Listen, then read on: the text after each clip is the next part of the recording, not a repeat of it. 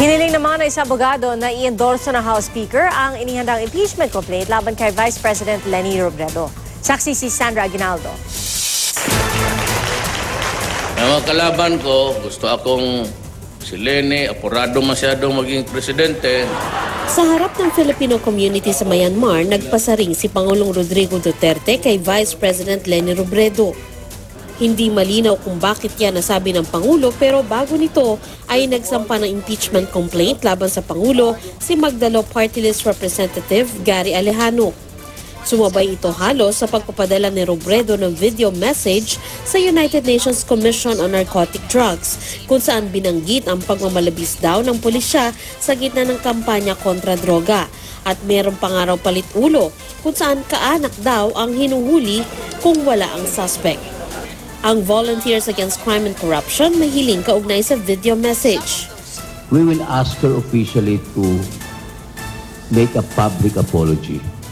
Pero sina Attorney Oliver Lozano at Melchor Chavez may inihanda ng impeachment complaint laban kay Robredo na ipinarating na raw sa House Speaker at hiniling nilang ma-endorso sana. Act of dishonesty at moral bankruptcy raw ang sumbong nito sa kanyang video message. Sabi ng House Speaker, hindi pa niya nakikita ang reklamo. Pero kung sakali, hindi raw sila mahihirapang kumuha ng suporta para rito. Titingnan muna natin yung complaint, no? Kailangan mabasa natin. Tapos makita rin natin yung mga ebidensya kung ito ba ay matibay. Yung pag-i-endorse, wala hong problema yan. Marami hong mag-i-endorso. Hindi ho siguro bababa sa 100. Bukod pa dyan ang impeachment complaint na ayon sa isang DILG Assistant Secretary ay inihahanda ng 4 na abogado at isang propesor na ayaw pa lumantad sa publiko.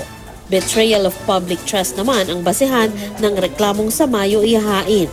Pumunta sa ibang bansa at manira sa ating bayan ng mga datos at mga impormasyon na hindi na verify at hindi niya man lang kinonsulta kung totoo o hindi para lang maparasiraan lang ang present administration, yan po ang mabigat.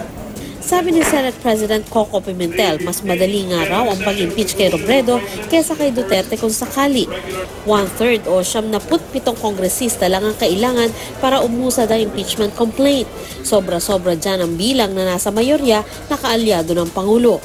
Hanggang ngayong gabi, ayaw sagutin ni Robredo ang mga tanong tungkol sa pagpapa-impeach sa kanya. Pero iginit na ng kanyang opisina na walang kinalaman si Robredo sa impeachment laban sa Pangulo. Sana hindi lang purely numbers yung tinitingnan natin dito, pero yung content, yung substance.